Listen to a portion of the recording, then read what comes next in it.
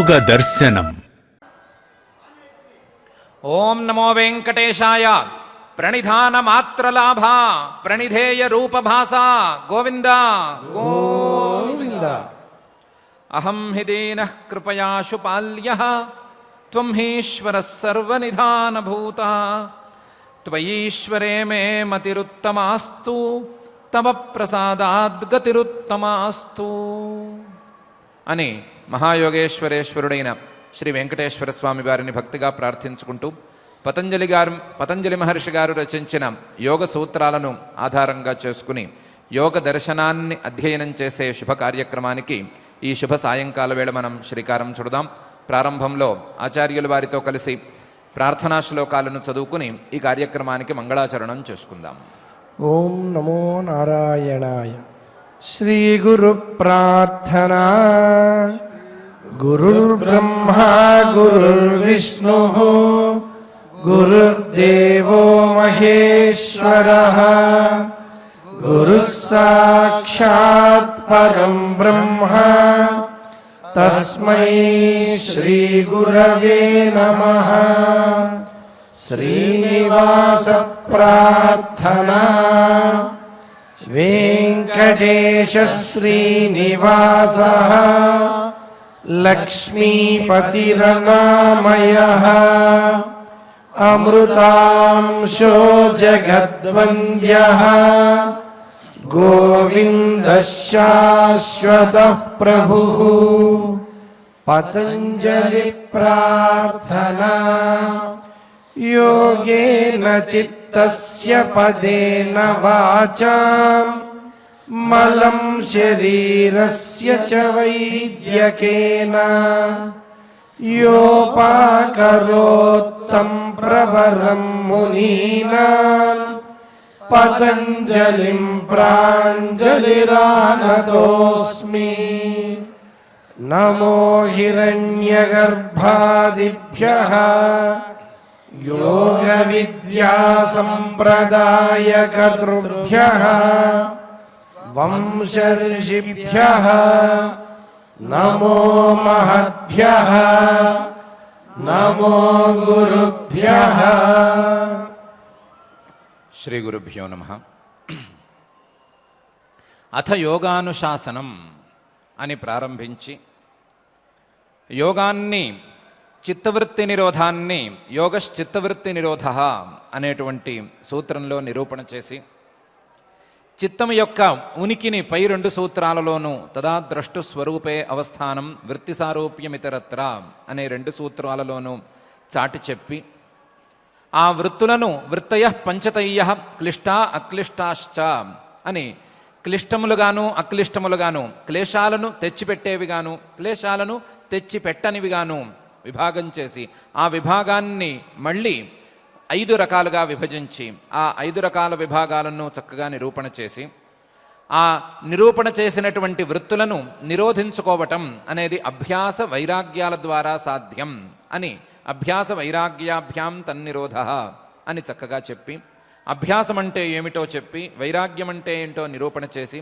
వైరాగ్యంలో ఉండేటువంటి 2 విభాగాలను చక్కగా చూపించి అందులో ఉండే మొదటి వైరాగ్యం ద్వారా సంప్రజ్ఞాత సమాధి అనేది లభిస్తుంది అని రెండవ స్థాయి వైరాగ్యం ద్వారా అసంప్రజ్ఞాత సమాధి లభిస్తుంది అని చెప్పినటువంటి మహర్షి గారు రెండవ స్థాయి వైరాగ్యంలో కూడా మృదు మధ్యమ తీవ్రమైనటువంటి 3 రూపాలు ఉంటాయి అని ఆ వైరాగ్యాలకు గనక ఉపాయాలు తోడైతే ఆ ఉపాయాలు కూడా మృదు మధ్యమ అధిమాత్రలలో గనక ఉన్నట్లయితే రకరకాలుగా ఉంటాయని చివరి స్థాయి తీవ్రమైనటువంటి వైరాగ్యం అధిమాత్రంలో ఉండేటువంటి ఉపాయాల ద్వారా సమాధి సిద్ధి కలుగుతుంది అని చెప్పి ఆ సమాధి సిద్ధి ఈ తీవ్రమైనటువంటి వైరాగ్యమే గనక 3వ స్థాయిలో అధిమాత్ర స్థాయిలో గనక ఉన్నట్లయితే కలిగి తీరుతుంది. ఆ సమాధి సదరు సాధకుడికి అతి దగ్గరగా ఉంటుంది అనే విషయాన్ని 22 సూత్రాలలో క్రమంగా నిరూపణ చేసి పెట్టారు. సమాధి సిద్ధి అనేది ఏ విధంగా కలుగుతుంది, మానసికమైనటువంటి పరిణామాలు, మానసికమైనటువంటి వృత్తులు, మానసికమైన కదలికలు ఎలా ఆగుతాయి అనే విషయాల్లో ప్రాథమికమైనటువంటి అవగాహనను తీసుకొచ్చి పెట్టారు. అయితే మనం మళ్ళీ మళ్ళీ అనుకుంటూ వస్తున్నట్లుగా ఇది కొంచెం సంక్లిష్టమైనటువంటి మార్గంగా ఉంది, అభ్యాసం చేయాలి, ప్రయత్నాన్ని ప్రారంభించాలి అనే విషయం ప్రోత్సాహకరమే అయినప్పటికీ ఆ అభ్యాసంలో ఉండేటువంటి ఉపాయాల స్థాయి కానీ లేకపోతే ఆ అభ్యాసంలో భాగమైనటువంటి వైరాగ్య సాధన స్థాయి కానీ కొంచెం పై స్థాయిల్లో ఉన్నాయి, కొంచెం కష్టంగా అనిపిస్తున్నాయి. ఇటువంటి కష్టమైన సాధనాలు కాక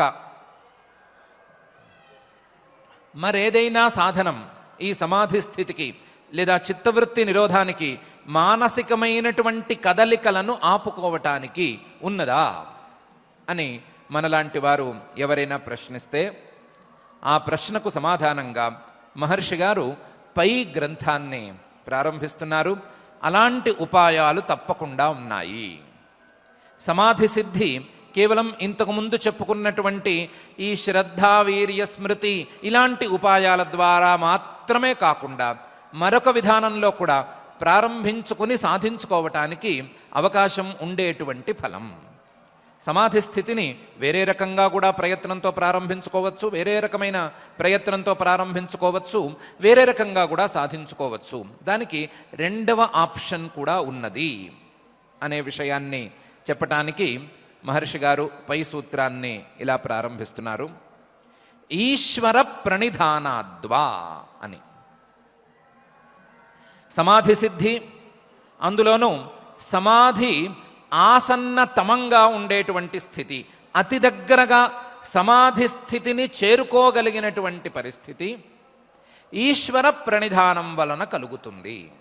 ఇంతకుముందు చెప్పుకున్న ఉపాయాలు మాత్రమే కావు, ఈశ్వర ప్రణిధానం వల్ల కూడా ఈ సమాధి సిద్ధి అతి దగ్గరగా సాధకుడికి దొరుకుతుంది. సమాధి సిద్ధి అతి దగ్గర అయిపోతుంది సాధకుడే గనక ఈశ్వర ప్రణిధానాన్ని చేసుకోగలిగితే అని మహర్షి గారు ఈశ్వర ప్రణిధానాత్ వా అనేటువంటి సూత్రంలో చెప్తున్నారు. రెండవ ఆప్షన్ ఉంది అనేది మొదటి విషయం చెప్తున్నారు.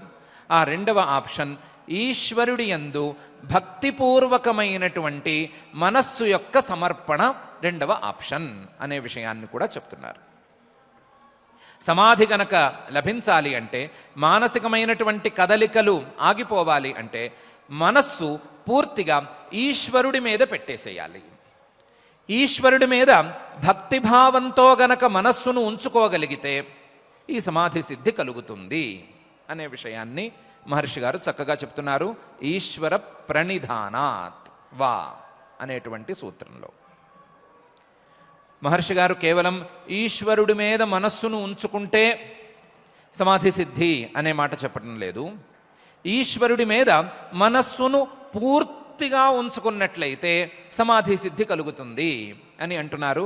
ఈశ్వర నిధానాత్ అనే ని అనే అక్షరాన్ని వాడుతూ కేవలం ఈశ్వరే మనోధానాత్ అని అనటం లేదు, ఈశ్వరే నిధానాత్ అని అంటున్నారు.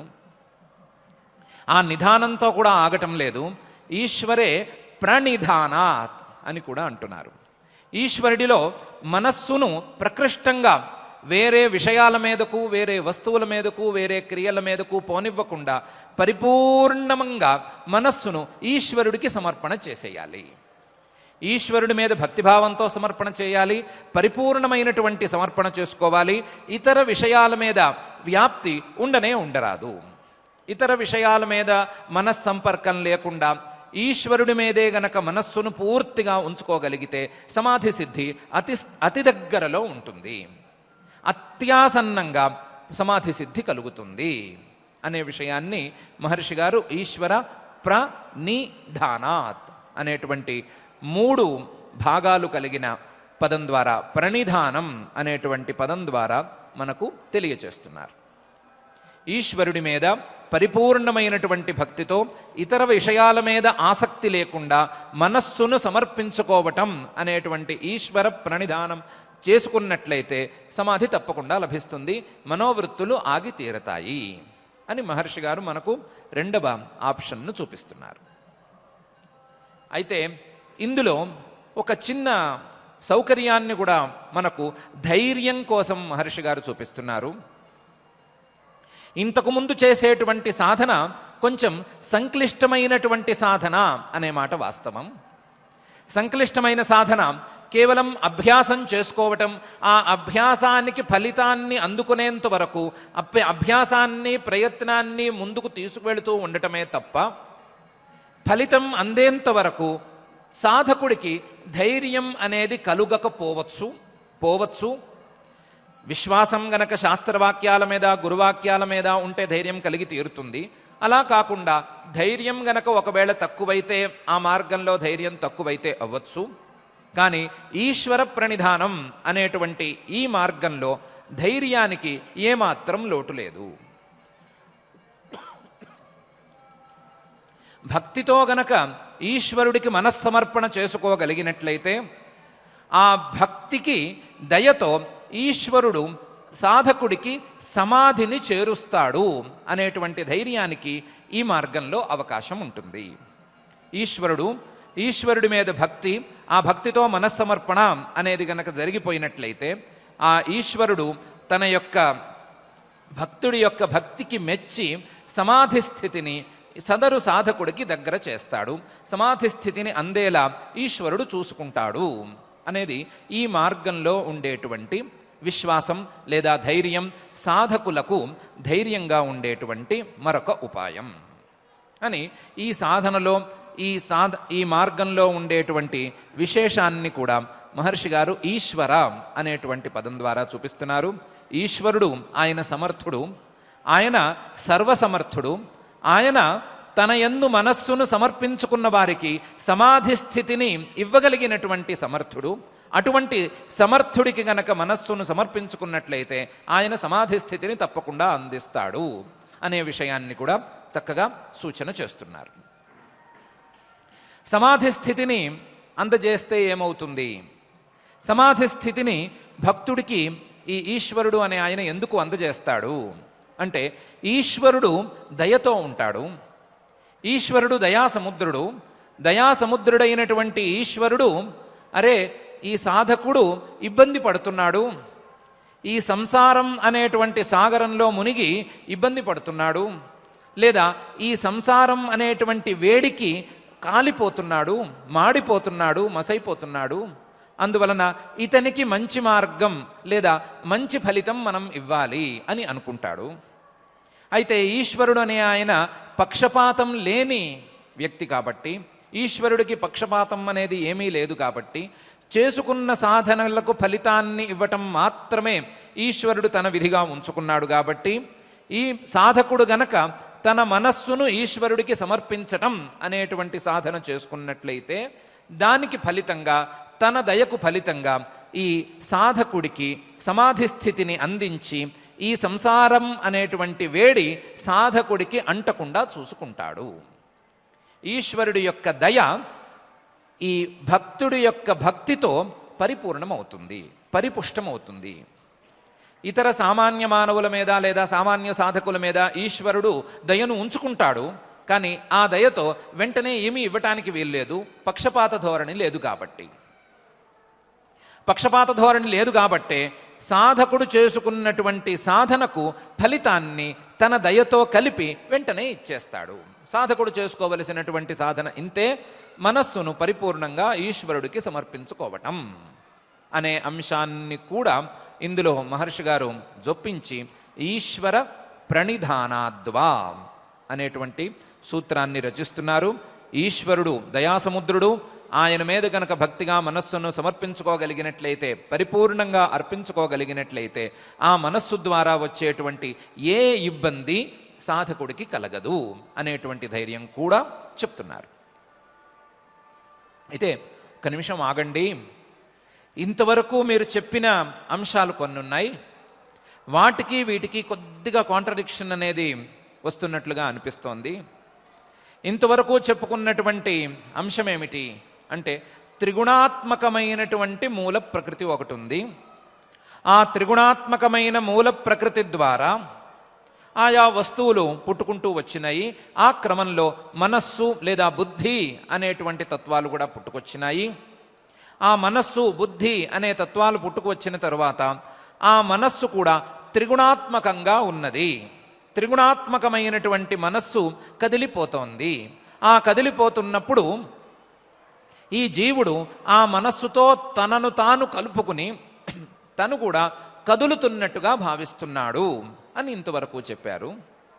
అంతవరకు అయితే అంగీకరించుకున్నాము. కానీ కొత్తగా ఈ జీవుడు మాడిపోతున్నాడు, ఈ జీవుడు కాలిపోతున్నాడు, ఈ సంసారం అనేటువంటి వేడికి, సంసారంలో ఉండేటువంటి దుఃఖం అనేటువంటి వేడికి ఈ జీవుడు మాడిపోతున్నాడు, కాలిపోతున్నాడు అని కొత్తగా తీసుకొస్తున్నారు కదా. అది ఎక్కడి నుంచి వచ్చింది? జీవుడు కదులుతున్నాడు, నిజమే. ఎలా కదులుతున్నాడు? తనను మనస్సుతో కలుపుకోవటం వలన మనస్సు యొక్క కదలికలతో తాను కూడా కదులుతున్నాడు అనే మాట వాస్తవం అవ్వచ్చు. కానీ ఈ మంట అనేది ఎక్కడి నుంచి వచ్చింది అనేది ఒక చిన్న ప్రశ్న.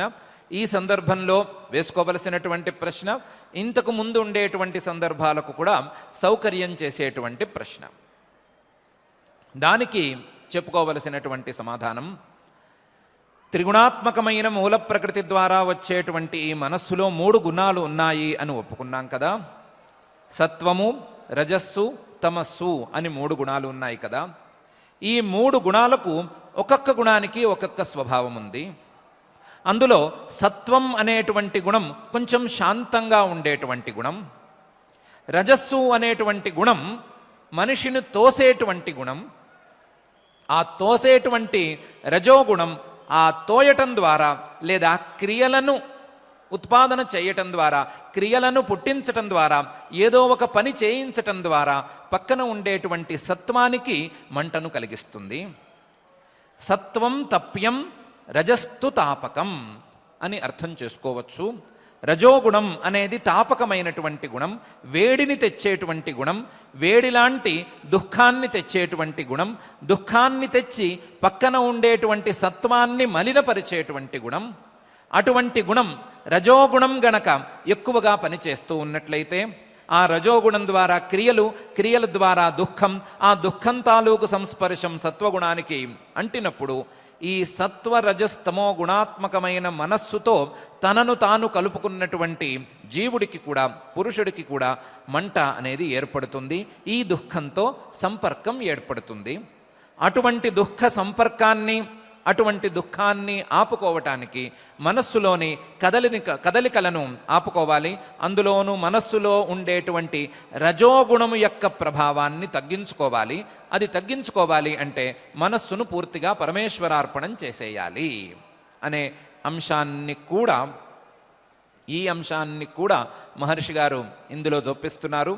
జొప్పిస్తూ ఈశ్వర ప్రణిధానాద్వా అని అంటున్నారు. ఈశ్వర ప్రణిధానాత్, మనస్సును అలాగే విడిచిపెట్టేస్తే, మనసులో ఉండేటువంటి రజోగుణాన్ని తన పనిని తాను చేసుకోవనిస్తే, రజోగుణాన్ని విడిచిపెట్టేస్తే అది కదిలిపోతుంది. కదిలిపోయి తోసేస్తుంది, ఏదో ఒక పనులను చేస్తుంది. పనుల ద్వారా దుఃఖాన్ని తెచ్చిపెడుతుంది. దుఃఖం ద్వారా పక్కన ఉండేటువంటి సత్వాన్ని మలినపరుస్తుంది. సత్వాన్ని మలినపరచడం ద్వారా మంటను ఏర్పరుస్తుంది. ఆ మంటతో జీవుడు కూడా తాదాత్మ్యాన్ని అనుభవిస్తాడు. జీవుడు ఈ దుఃఖం నాదే అని అనుకుంటూ ఉంటాడు. ఇలాంటి సందర్భంలో రజోగుణ ప్రభావాన్ని గనక తగ్గించాలి అంటే, రజోగుణం దాని పని అది చేసుకోకుండా ఉండాలి అంటే, దాన్ని ఆపి పూర్తిగా మనస్సును పరమేశ్వరుడికి సమర్పించుకోవాలి. పరమేశ్వరార్పణం మనస్సును చేసేయాలి. అలా చేసినప్పుడు రజోగుణ ప్రభావం తగ్గిపోతుంది. రజోగుణ ప్రభావం తగ్గినప్పుడు దుఃఖం అనేది కలగడం తగ్గుతుంది. అది తగ్గినప్పుడు మన మామూలు మాటల్లో చెప్పుకున్నటువంటి మంట అనేది తగ్గుతుంది. అది తగ్గాలన్నా కూడా ఈశ్వర ప్రణిధానం అనేది జరగాలి అని మహర్షి గారు ఇక్కడే సూచన చేస్తున్నారు. చేస్తూ ఈశ్వర ప్రణిధానాద్వా అని అంటున్నారు. ఈశ్వర ప్రణిధానాద్వా అని మహర్షి గారు అంటున్నారు. అంత స్పష్టంగా అనిపించటం లేదు. ఇంతకు వరకు చెప్పినటువంటి అంశాలు లాజికల్గా బాగా ఉన్నట్లు అనిపిస్తున్నాయి, సరిగ్గానే ఉన్నాయి. ఎందుకంటే మనస్సు కదులుతోంది, వాస్తవం. మనస్సు యొక్క కదలికల ద్వారా మనం కూడా కదలికలకు లోనవుతున్నాము, అది కూడా తెలుస్తూనే ఉంది. కాస్తంత ఆలోచనకు అర్థమవుతోంది. ఆ కదలికలను ఆపుకోగలగటం సాధ్యమే అని అనిపిస్తోంది. అది గనక ఆగినట్లయితే పూర్తిగా శాంతి లభిస్తుంది అనే విషయం నిరూపణకు దగ్గరగా ఉంది. కానీ ఈశ్వర ప్రణిధానం అనేటువంటి అంశాన్ని పూర్తిగా నమ్మటం ఎట్లా? దీని యొక్క ప్రమాణం ఎక్కడి నుంచి ఉంది? మహర్షి గారు తన యొక్క అనుభవాన్ని కానీ తన యొక్క ఆలోచనలను కానీ మనతో పంచుకుంటున్నారా, లేకపోతే దీనికి ఏమైనా ప్రమాణం ఉందా అని మనం ప్రశ్న వేసుకోవటం అనేది సబబు. కేవలం మహర్షి గారి యొక్క ఆలోచన మాత్రమేనా, లేదా ఆయన సాధన చేసుకుని ఆ సాధన ఫలితాన్ని మనకు కూడా తెలిసేందుకు వీలుగా ఉంచుకుంటున్నారా, అంతవరకేనా, లేదా అంతకు మించి పై స్థాయి ప్రమాణం ఏమైనా ఉందా అని మనం ప్రశ్న వేసుకోవచ్చు. ఆ ప్రశ్నకు సమాధానంగా పరమాత్మ భగవద్గీతలో చెప్పినటువంటి భక్తి యోగాన్ని మనం తెచ్చుకోవచ్చు. పరమాత్మ భక్తి యోగాన్ని ప్రారంభించిందే ఎందుకు? భక్తి యోగాన్ని ప్రారంభించింది నిర్గుణమైనటువంటి పరమాత్మను, నిర్గుణమైనటువంటి పరబ్రహ్మను ఉపాసన చేయటం లేదా తెలుసుకోవటం, ఆయన్ని తెలుసుకునేందుకు ప్రయత్నం చేసుకోవటం అనే ప్రయత్నం సామాన్యమైన ప్రయత్నం కాదు. అటువంటి ప్రయత్నం అతి సంక్లిష్టమైనటువంటి ప్రయత్నం. ఆ ప్రయత్నం అందరికీ సాధ్యం కూడా కాదు.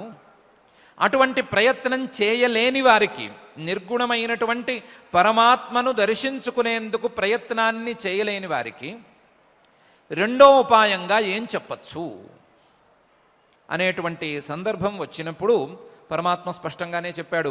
క్లేశోధిక తరస్తేషాం అవ్యక్తాసక్త చేతసాం అవ్యక్తాహి గతిర్దుఃఖం దేహవద్భిరవాప్యతే అని.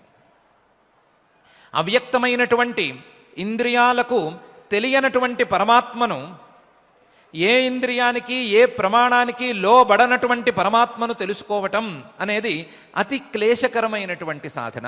క్లేశ అధికతరస్తేషాం అవ్యక్తాసక్త చేతసాం.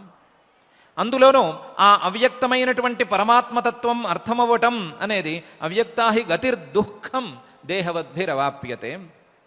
దేహవద్భి, దేహాభిమానం అలాగే మిగిలి ఉన్నటువంటి సాధారణ స్థాయి సాధకులకు ఇది తొందరగా అర్థమయ్యే విషయం కాదు, తొందరగా అంది వచ్చేటువంటి సాధన కూడా కాదు.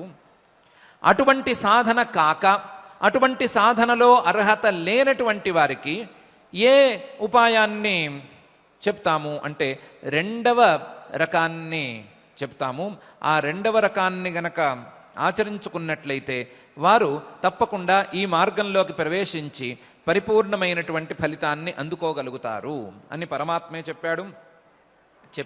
చెప్పటాన్ని ఏతు సర్వాణి కర్మాణి మయి సన్యస్య మత్పరాః అనన్యేనైవ యోగేన మాం ధ్యాయంత ఉపాసతే తేషాం అహం సముద్ధర్త మృత్యు సంసార సాగరాత్ భవామి న చిరాత్ పార్థ మయ్యావేశిత చేతసాం అని స్పష్టంగానే చెప్పాడు.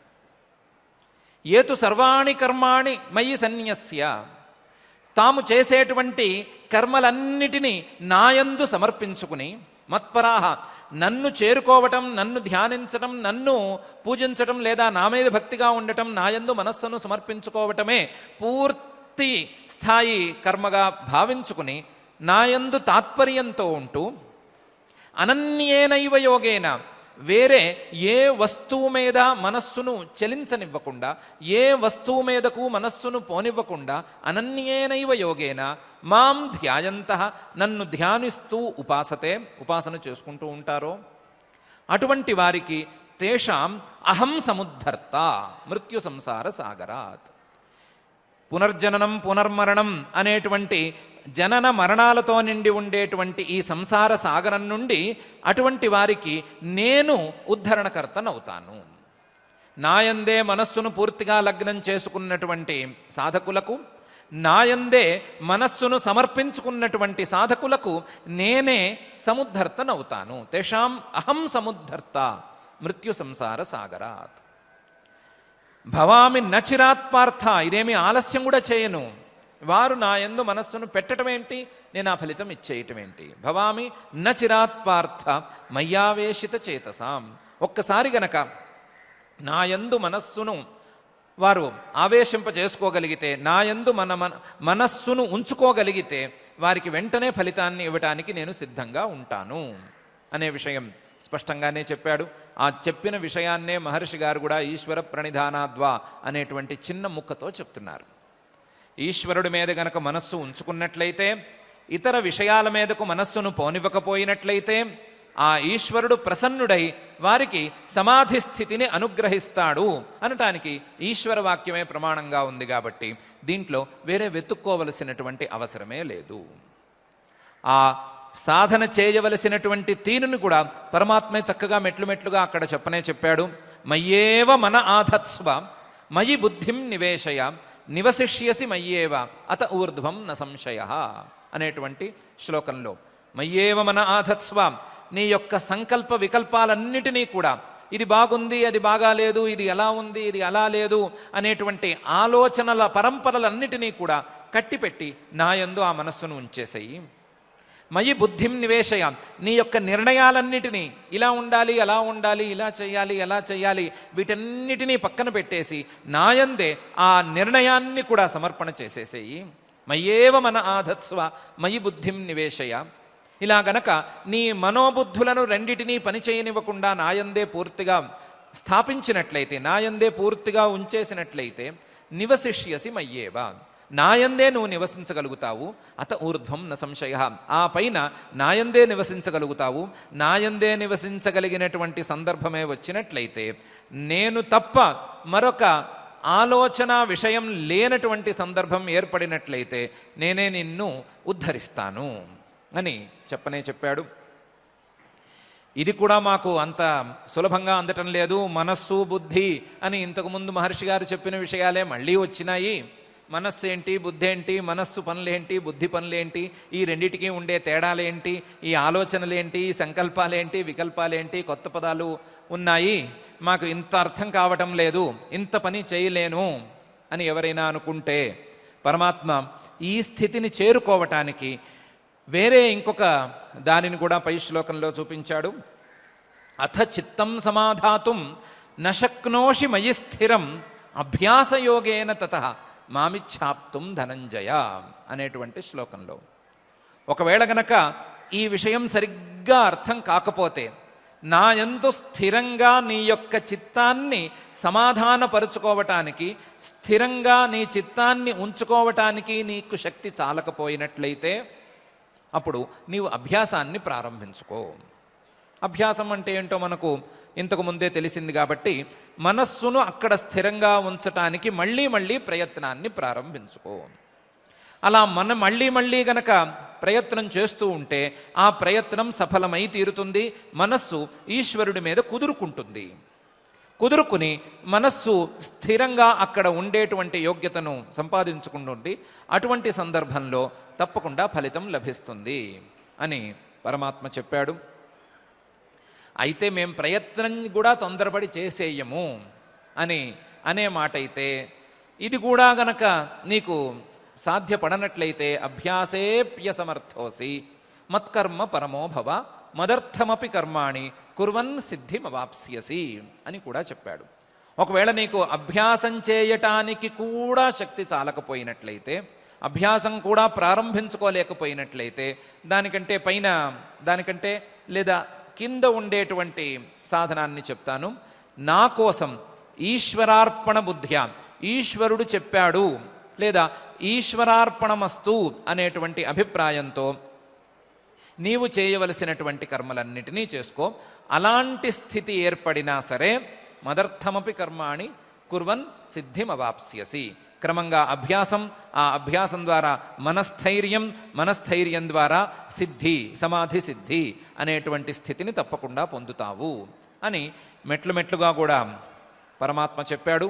పరమాత్మ చెప్పినటువంటి మెట్లలో 2 ప్రధానమైన మెట్లను మహర్షి గారు ఈ సూత్రంలో గుచ్చి ఈశ్వర ప్రణిధానాద్వా అని అంటున్నారు. అభ్యాసపూర్వకంగా ఈశ్వరుడి మీద మనస్సును సమర్పించుకోవటం, ఈశ్వరుడి యందే మనస్సును పూర్తి చేసుకోవటం, వేరే విషయాల మీద మనస్సును పోనివ్వకపోవటం, ఆ పోనివ్వకపోవటం ద్వారా ఈశ్వర అనుగ్రహాన్ని సంపాదించుకోవటం, ఆ ఈశ్వరానుగ్రహం ద్వారా సమాధి సిద్ధికి దగ్గర కావటం అనే అంశాన్ని మహర్షి గారు ఈ సూత్రంలో చెప్తున్నారు. పరమాత్మ చెప్పినటువంటి ఈశ్వరార్పణ బుద్ధ్యా కర్మలను చేసుకోవటం అనే అంశాన్ని ప్రస్తుతానికి మహర్షి గారు చెప్పటం లేదు. దీన్ని పైన మరొక సందర్భంలో ఈశ్వర ప్రణిధానం అనే పదం ద్వారానే మహర్షి గారు చెప్పబోతున్నారు. అక్కడ చెప్తున్నాం కదా అనే అభిప్రాయంతో ఇక్కడ ఈశ్వరార్పణ బుద్ధ్యా కర్మలను చేయటం అనే అంశాన్ని ముట్టుకోలేదు. ఈశ్వరుడి యందు మనస్సును సమర్పించుకోవటం అనే అంశాన్ని మాత్రమే ముట్టుకున్నారు.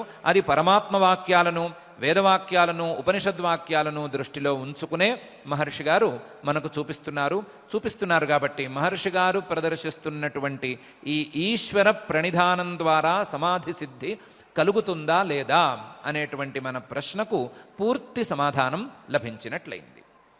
సమాధి సిద్ధి ఈశ్వర ప్రణిధానాద్భవతి అనే నిర్ణయం మనకు తప్పకుండా కలిగినట్లయింది. ఇలాంటి ఈశ్వర ప్రణిధానానికి కావలసినటువంటి ఉపాయాలను లేదా సహకారి కారణాలను, సహకరించేటువంటి గుణాలను, సాధనా విధానాలను పరమాత్మ అదే భక్తి యోగంలో అద్వేష్టా సర్వభూతానాం మైత్రః కరుణ ఏవచ అనేటువంటి పదాలతో చెప్పుకుంటూ వచ్చాడు. తరువాత మహర్షి గారు వేరే వాక్యాలలో పైన ఇదే విషయాలను చెప్పబోతున్నారు. ఇద్దరూ చెప్తున్నటువంటి విషయం ఒకటే కాబట్టి పరమాత్మ వాక్యాల ద్వారా వచ్చిన విషయాన్నే మహర్షి గారు కూడా చెప్తున్నారు అని మనం దృఢంగా విశ్వసించవచ్చు.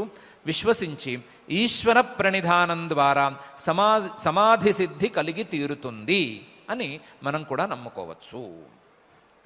కాబట్టి ఈ మహర్షి గారి సూత్రం ద్వారా ఈశ్వరుడి యందు మనస్సును పరిపూర్ణంగా సమర్పించుకుంటే ఆ సమర్పణ ద్వారా ప్రసన్నుడైనటువంటి ఈశ్వరుడు మనకు సమాధి స్థితికి దగ్గరగా చేరుస్తాడు, సమాధి స్థితిని మనకు దగ్గరగా చేరుస్తాడు అనే విషయాన్ని ఈ సూత్రం ద్వారా మనం తెలుసుకోవచ్చు.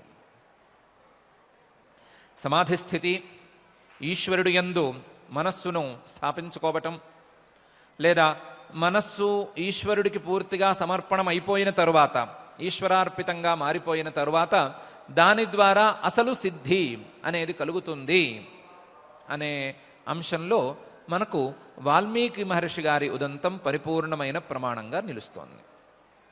ఈశ్వరుడి మీద గనక మనస్సును ఉంచుకోగలిగితే సాధారణ స్థాయి వాళ్ళు కూడా కావచ్చు, లేదా కొంచెం పెద్ద స్థాయి వాళ్ళైనా కావచ్చు, ఎవరైనా సరే ఈశ్వరుడి మీద గనక మనస్సును కుదుర్చుకోగలిగితే వారికి సిద్ధి తప్పకుండా లభిస్తుంది అనే అంశానికి వాల్మీకి మహర్షి గారు పూర్తి ఉదాహరణ. ఆయన పూర్వం ఏదో ఒక మంచి పండితుల కుటుంబంలో పుట్టినవాడే, మంచి పండితుల కుటుంబంలో పుట్టి చక్కగా చదువుకున్నవాడు కూడా ఎందుకు మారాడో, ఏ విధంగా మారాడో, ఎప్పుడు మారాడో తెలియదు కానీ బోయవాడి కింద మారిపోయాడు. బోయవాడి కింద అయిపోయాడు ఆయన కేవలం పశుపక్ష్యాదులను కొట్టుకుని తినటం మాత్రమే కాదు, దారిలో పోయే వాళ్ళని దొంగిలించుకోవటం, దోపిడీ చేయటం వరకు కూడా వెళ్ళిపోయాడు. కేవలం బోయవాడైతే ఆ పని చేసేందుకు ఆస్కారం లేదు. ఈయన మారాడు కాబట్టి బోయవాడి పనులతో పాటుగా ఈ దోపిడీ చేసేటువంటి పనులకు కూడా దిగజారిపోయిన వాడు ఒకరోజు కొంతమంది మహర్షులు అటుగా వెళుతుంటే వాళ్ళని అటకాయించి వాళ్ళని దోపిడీ చేద్దామని మొదలుపెట్టాడు ప్రయత్నాన్ని. వారి దగ్గర ఏముంది, వారి దగ్గర ఏమీ లేదు. వారి దగ్గర ఉన్నదేదో ఈయనకి ఇద్దామని మాత్రం అనుకున్నారు. అనుకుని ఈ బోయవాడిని ఒక ప్రశ్న వేశారు. ఈ బోయవాడి పేరు రత్నాకరుడు అని ఒక చోటు ఉంది, ప్రాచేతసుడు అని కూడా అంటారు.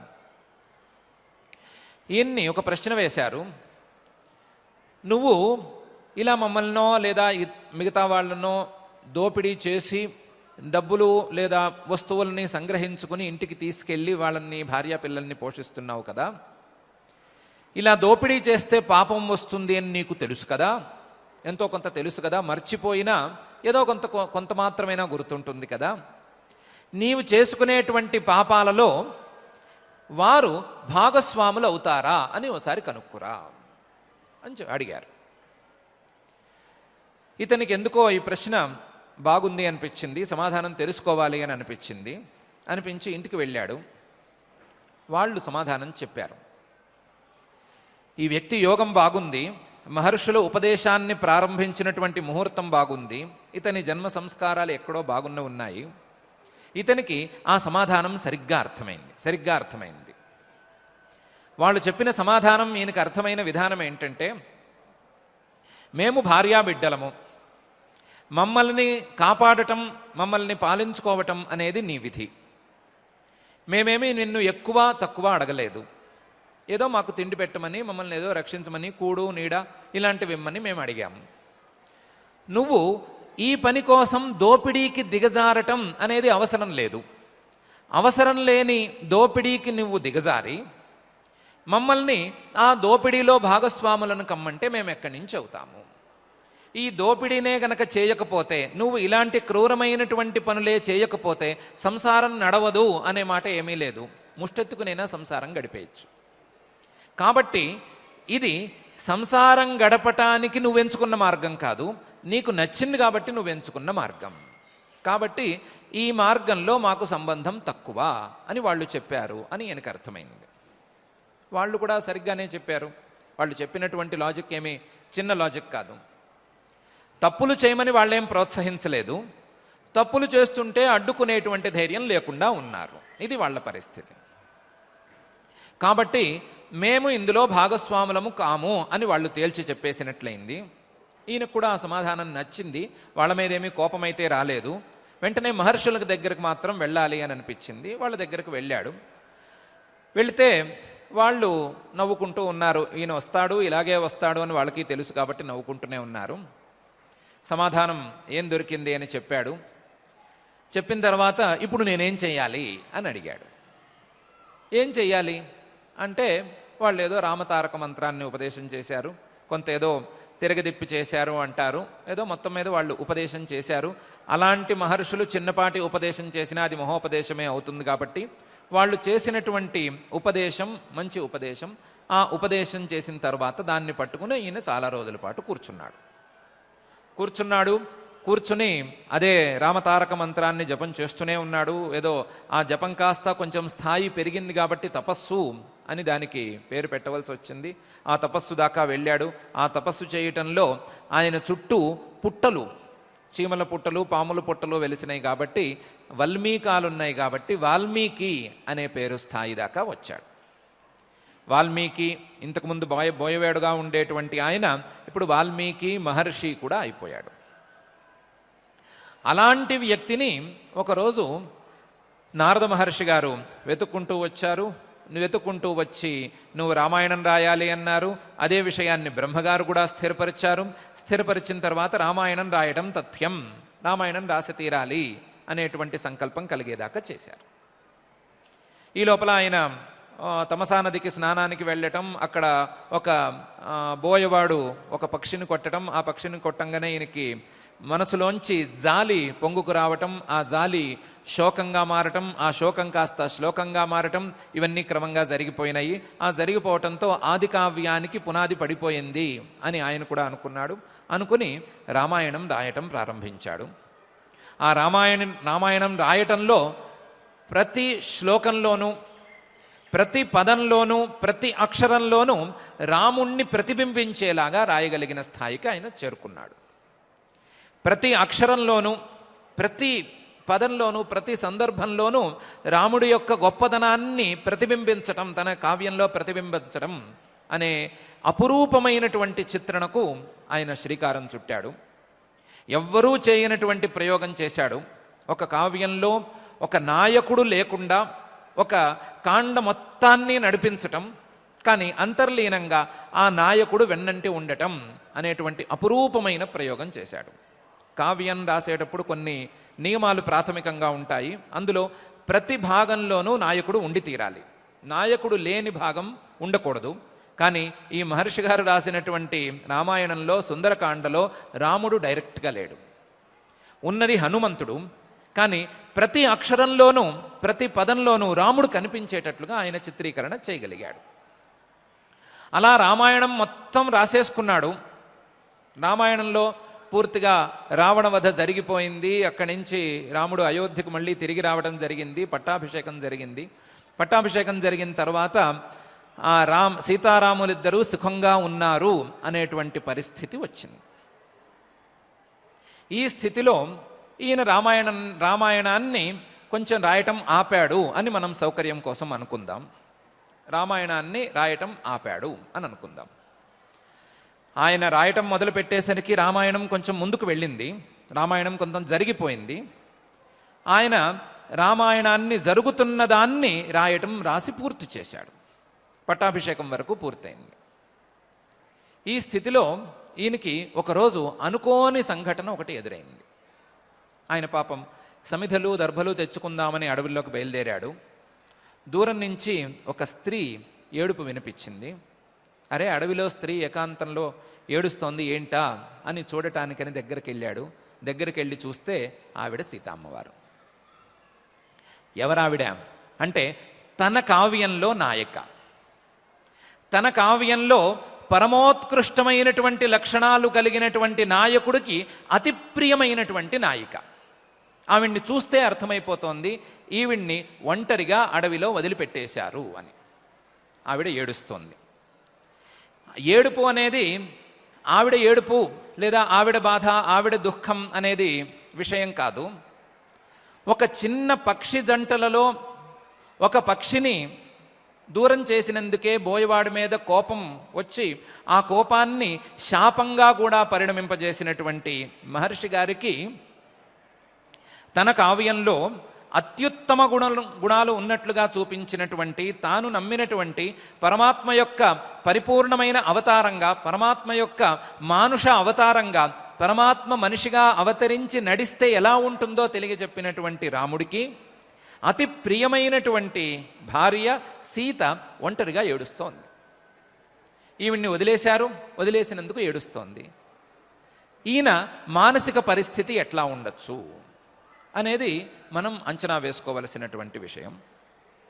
మామూలుగా అలాంటి సందర్భంలో ఆవిడ్నే గనక మనలాంటి వాళ్ళు చూస్తే తప్పకుండా వెంటనే ఈవిడిని వదిలిపెట్టిన వాడిను తిట్టటం లేదా దూషించటం లేదా ఆయన సరిగ్గా లేడు అని చెప్పటం అనేది సహజంగా జరిగేటువంటి ప్రక్రియ.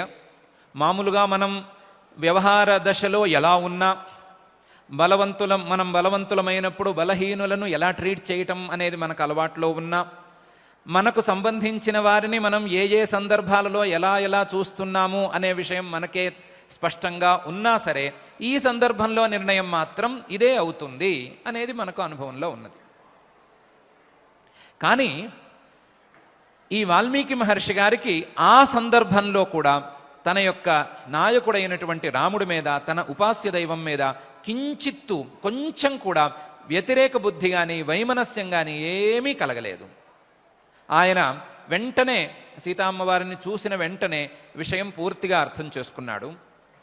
రాచరిక వ్యవస్థ, నిజమైనటువంటి రాజు, సద్గుణాల రాశి అయినటువంటి రాజు ఎలా వ్యవహరించాలో రాముడు ప్రదర్శిస్తున్నాడు అనేటువంటి విషయాన్ని అర్థం చేసుకున్నాడు. దానికి సీతామ్మవారు బలైపోయింది అనే విషయాన్ని కూడా అర్థం చేసుకున్నాడు. ఇది కాక మానుష రూపేణ అవతరించినటువంటి రాముడి యొక్క అవతార ప్రయోజనాన్ని కూడా ఆయన ఒక్కసారి మనసులోకి తెచ్చుకుని కేవలం సీతామ్మవారిని ఓదార్చి తన ఆశ్రమానికి తీసుకువెళ్ళి పిల్లలను జాగ్రత్తగా పెంచి తానే పోషించి ఆ పిల్లలకు రామాయణం మొత్తాన్ని తాను ఉపదేశం చేసి ఆ పిల్లలకు రామాయణ గానాన్ని అలవాటు చేసి ఈ రామాయణ గానాన్ని ఈ రాముడి దాకా తీసుకువెళ్ళేటువంటి ప్రయత్నం చేశాడు. ఈ పిల్లలకు లవకుశులకు రామాయణాన్ని అలవాటు చేశాడు. ఈ లవకుశులు వెళ్ళి ఈ రామాయణాన్ని ఆయనకి రాముడికి వినిపించే ఏర్పాటు చేశాడు. ఆ వినిపించే ఏర్పాటులో కూడా చివరి భాగాన్ని, అవతార పరిసమాప్తి ఘట్టాన్ని రహస్యంగా ఏకాంతంలో వినమని ముందే సందేశం పంపించాడు. అవతారాన్ని ఎలా పరిసమాప్తి చేయాలి అని మానుషావతారంలో ఉండేటువంటి రాముడికి తెలియదు, మన భాషలో చెప్పుకోవాలంటే తెలియదు కాబట్టి ఆయనకి అవతార పరిసమాప్తి చేయవలసినటువంటి ఘట్టాన్ని కూడా వివరించి రామావతారాన్ని ముందుగానే ఆ అవతార పరిసమాప్తికి ముందుగానే పూర్తిగా అర్థం చేసుకుని రామతత్వాన్ని అర్థం చేసుకుని తన మనస్సుని ఆ రాముడి మీద నిలబెట్టుకుని ఆయన సిద్ధిని సాధించాడు కాబట్టే ఆయన్ని మనం మహర్షి అని ప్రత్యేకించి గౌరవించుకుంటున్నాము, కవి కోకిల అని అనుకుంటున్నాము. ఆయన రాసిన రామాయణాన్ని మించిన కావ్యం మరొకటి లేదు అని అనుకుంటున్నాము. కావ్య లక్షణాల ప్రకారం ఆ మాట అనుకోవటం లేదు. ఆయనకు ఉండేటువంటి ఆ రామభక్తి ద్వారా, ఆయనకు ఉండేటువంటి ఆ రాముడి మీద తన మనస్సును సమర్పించుకోవటం అనేటువంటి గుణం ద్వారా, ఆయా సందర్భాలలో తన యొక్క ఉపాస్య దైవాన్ని అర్థం చేసుకోవటం, తన యొక్క ఉపాస్య దైవాన్ మీద ఏ రకమైనటువంటి దోషారోపణలకు దిగకపోవటం, తన ఉపాస్య దైవాన్ని పరిపూర్ణంగా విశ్వసించటం, తన ఉపాస్య దైవం మీద పరిపూర్ణమైన విశ్వాసంతో మనస్సును సమర్పించుకోవటం అనేటువంటి గుణాల ద్వారా వాల్మీకి మహర్షి గారు సిద్ధి పొందారు, సిద్ధిని తెచ్చుకున్నారు అనే విషయాన్ని మనం అర్థం చేసుకోవచ్చు. ఇలా ఎంతోమంది సాధకుల యొక్క సాధన, ఎంతోమంది భక్తుల యొక్క విధానం, ఎంతోమంది భక్తుల యొక్క భగవద్భక్తి ద్వారా వచ్చినటువంటి సిద్ధి, వీటన్నిటినీ గనక పరిగణనలోకి తీసుకోగలిగినట్లయితే మహర్షి గారు, పతంజలి మహర్షి గారు చెప్తున్నటువంటి సమాధి సిద్ధి ఈశ్వర ప్రణిధానాద్భవతి అనే అంశాన్ని తెలియచెప్పేటువంటి ఈశ్వర ప్రణిధానాద్వా అనే సూత్రం మనకు చక్కగా అర్థమవుతుంది. ఇది ఎంతోమంది మహానుభావుల యొక్క అనుభవాన్ని రంగరించి చూపించినటువంటి సూత్రం. ఎన్నో వేదవాక్యాల యొక్క సారాన్ని తనలో ఇముడ్చుకున్నటువంటి సూత్రం. ఎన్నో పరమాత్మ యొక్క వాక్యాలను తనలో ఇముడ్చుకున్నటువంటి సూత్రం. ఎన్నో పరమాత్మ వాక్యాలను భగవద్గీతలో పరమాత్మ ఎన్నోసార్లు మయి చానన్యయోగేన భక్తిరవ్యభిచారిణి అని చెప్పినటువంటి వాక్యమే కావచ్చు, మాంచయో వ్యభిచారేణ భక్తియోగేన సేవతే సగుణాన్ సమతీత్యైతాన్ బ్రహ్మభూయాయ కల్పతే అని చెప్పినటువంటి వాక్యమే కావచ్చు. ఎన్నో వాక్యాల యొక్క సారాన్ని, తాత్పర్యాన్ని తనలో ఇముడ్చుకున్నటువంటి సూత్రం. ఇటువంటి సూత్రం ద్వారా ఈశ్వరుడి యందు మనస్సును పరిపూర్ణంగా గనక సమర్పించుకున్నట్లయితే మనస్సు కదలని స్థితి, మనస్సు ద్వారా వచ్చేటువంటి కష్టాలను గట్టెక్కగలిగినటువంటి స్థితి తప్పకుండా లభిస్తుంది అని మనం అర్థం చేసుకోవచ్చు, విశ్వసించవచ్చు. ఆ దిశగా ప్రయత్నాన్ని సాగించవచ్చు. ఆ దిశగా మనం ప్రయత్నాన్ని చేయాలి అని ఈశ్వరుడు, పరమేశ్వరుడు, మహాయోగేశ్వరేశ్వరుడు శ్రీ వెంకటేశ్వర స్వామి వారిని మనం భక్తిగా ప్రార్థించుకుందాం. ఆ ప్రయత్నాన్ని మనమందరము కాస్త ప్రారంభించుకుందాం. ఆ ప్రయత్నంలో భాగంగానే ఆయన వాక్యాలను పారాయణ రూపంగా ఇప్పుడు ప్రారంభించుకుందాం. ఓం నమో వెంకటేశాయ. ఈశ్వర ప్రణిధానాద్వా అనేటువంటి సూత్రాన్ని, అందులో ఈశ్వరుడు వెంకటేశ్వరుడు, ఆయనే శ్రీరామచంద్రమూర్తి.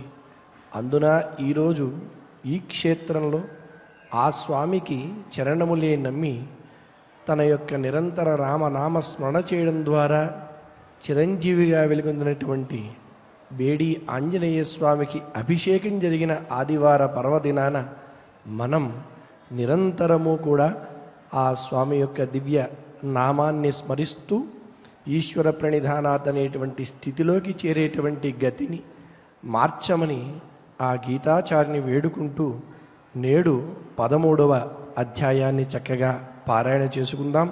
శ్రీకృష్ణ ప్రార్థన దగ్గర నుంచి మంగళాంతం వరకు అందరం కూడా భక్తితో పారాయణ చేద్దాం. శ్రీకృష్ణ ప్రార్థన. వసుదేవసుతం దేవం కంసచాణూరమర్దనం దేవకీ పరమానందం కృష్ణం వందే జగద్గురుం. శ్రీగీతా ప్రార్థనా. సర్వోపనిషదో గావః దోగ్ధా గోపాలనందనః పార్థో వత్సః సుధీర్భోక్తా దుగ్ధం గీతామృతం మహత్. అథ శ్రీమద్భగవద్గీతాసు ఉపనిషత్సు బ్రహ్మ విద్యాయాం యోగశాస్త్రే శ్రీకృష్ణార్జున సంవాదే క్షేత్రజ్ఞ విభాగయోగో నామ త్రయోదశోऽధ్యాయః. అర్జున ఉవాచ ప్రకృతిం పురుషం చైవ क्षेत्रं क्षेत्रज्ञमेव च एतद्वेदितुमिच्छामि ज्ञानं ज्ञेयं च केशव श्रीभगवानुवाच इदं शरीरं कौन्तेय क्षेत्रमित्यभिधीयते एतद्यो वेत्ति तं प्राहुः क्षेत्रज्ञ इति तद्विदः क्षेत्रज्ञं चापि मां विद्धि सर्वक्षेत्रेषु भारत क्षेत्रक्षेत्रज्ञयोर्ज्ञानम् यत्तज्ज्ञानं मतं मम तत्क्षेत्रं यच्च यादृक् च यद्विकारि यतश्च यत् स च यो यत्प्रभावश्च तत्समासेन मे शृणु ऋषिभिर्बहुधा गीतम् छन्दोभिर्विविधैः पृथक् ब्रह्मसूत्रपदैश्चैव हेतुमद्भिर्विनिश्चितैः महाभूतान्यहङ्कारः बुद्धिरव्यक्तमेव च इन्द्रियाणि दशैकञ्च पञ्चचेन्द्रियगोचराः इच्छा द्वेषः सुखं दुःखं सङ्घातश्चेतना धृतिः एतत्क्षेत्रं समासेन सविकारमुदाहृतम् अमानित्वमदम्भित्वम् अहिंसा क्षान्तिरार्जवम् आचार्योपासनं शौचम् स्थैर्यमात्मविनिग्रहः इन्द्रियार्थेषु वैराग्यम् अनहङ्कार एव च जन्म मृत्युजरा व्याधि दुःखदोषानुदर्शनम् आसक्तिरनभिष्वङ्गः पुत्रदारगृहादिषु नित्यं च समचित्तत्वम् इष्टानिष्टोपपत्तिषु मयि चानन्ययोगेन भक्तिरव्यभिचारिणी विविक्तदेशसेवित्वम् आर्तिर्जनसंसदि अध्यात्मज्ञाननित्यत्वम् तत्त्वज्ञानार्थदर्शनम् एतज्ज्ञानमिति प्रोक्तम् अज्ञानं यदतोऽन्यथा ज्ञेयं यत्तत् प्रवक्ष्यामि यज्ञात्वामृतमश्नुते अनादिमत्परं ब्रह्म न सत्तन्नासदुच्यते सर्वतः पाणिपादं तत् सर्वतोक्षिशिरोमुखम् सर्वतः श्रुतिमल्लोके सर्वमावृत्य तिष्ठति सर्वेन्द्रियगुणाभासम् सर्वेन्द्रियविवर्जितम् असक्तं सर्वभृच्चैव निर्गुणं गुणभोक्तृ च बहिरन्तश्च भूतानाम् अचरं चरमेव च सूक्ष्मत्वात् तदविज्ञेयम् दूरस्थं चान्तिके च तत् अविभक्तं च भूतेषु विभक्तमिव च स्थितम् भूतभर्तृ च तज्ज्ञेयम् ग्रसिष्णुप्रभविष्णु च ज्योतिषामपि तज्ज्योतिः तमसः परमुच्यते ज्ञानं ज्ञेयं ज्ञानगम्यं हृदि सर्वस्य विष्ठितम् इति क्षेत्रं तथा ज्ञानं ज्ञेयं चोक्तं समासतः मद्भक्त एतद्विज्ञाय मद्भावायोपपद्यते प्रकृतिं पुरुषं चैव विद्यनादि उभावपि विकारांश्च गुणांश्चैव विद्धि प्रकृतिसम्भवान् कार्यकारणकर्तृत्वे हेतुः प्रकृतिरुच्यते पुरुषः सुखदुःखानां भोक्तृत्वे हेतुरुच्यते पुरुषः प्रकृतिस्थो हि भुङ्क्ते प्रकृतिजान् गुणान् कारणं गुणसङ्गोऽस्य सदसद्योनिजन्मसु उपद्रष्टानुमन्ता च भर्ता भोक्ता महेश्वरः परमात्मेति चाप्युक्तः देहेऽस्मिन् पुरुषः परः य एवं वेत्ति पुरुषं प्रकृतिं च गुणैः सह सर्वथा वर्तमानोऽपि न स भूयोऽभिजायते ध्यानेनात्मनि पश्यन्ति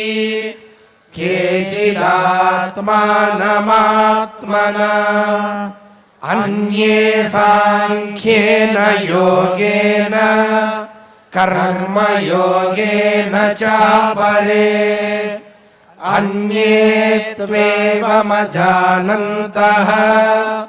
श्रुत्वान्येभ्य उपासते तेऽपि चातितरन्त्येव मृत्युं श्रुतिपरायणाः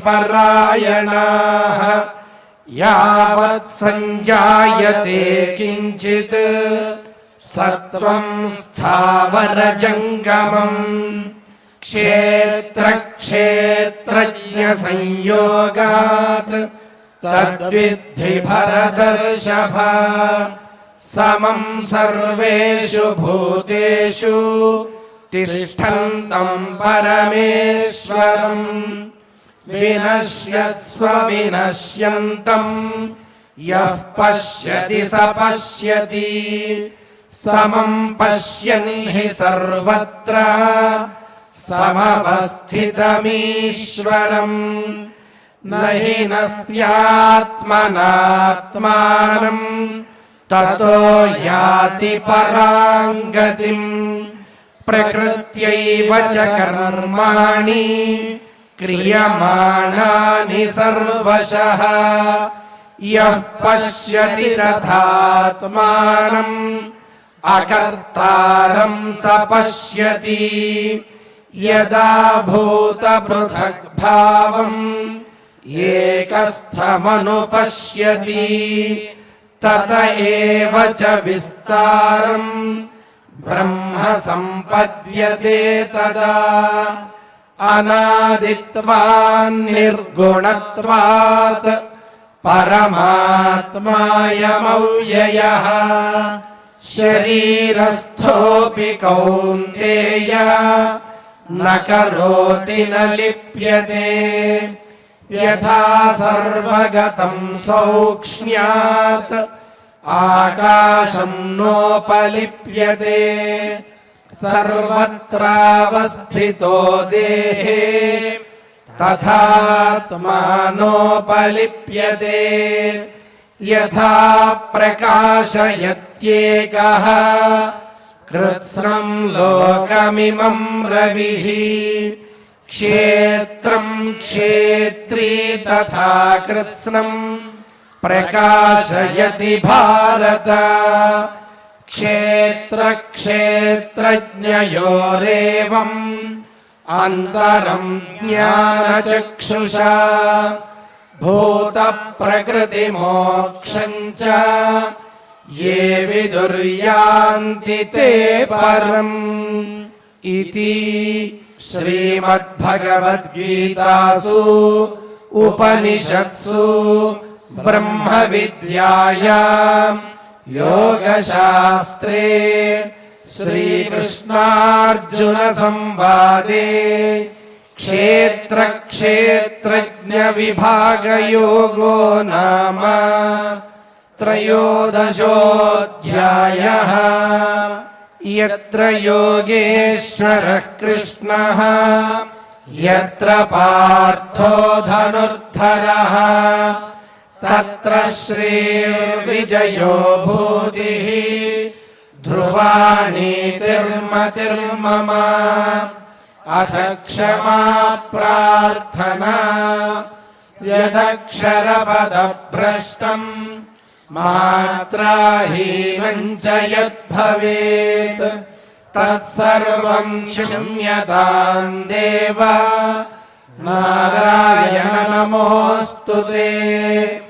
अथ भगवत्समर्पणम् कायेन वाचा मनसेन्द्रियैर्वा बुद्ध्यात्मना वा प्रकृते स्वभावात् करोमि यद्यत् सकलम् परस्मै नारायणायेति समर्पयामि। अथ लोकक्षेम प्रार्थना सर्वे भवन्तु सुखिनः सर्वे सन्तु निरामयाः सर्वे भद्राणि पश्यन्तु मा कश्चित् दुःखभाग् भवेत्। अथ मङ्गलम् श्रियः कान्ताय कल्याणनिधये निधयेऽर्थिनाम् श्रीवेङ्कटनिवासाय श्रीनिवासाय मङ्गलम्। नमो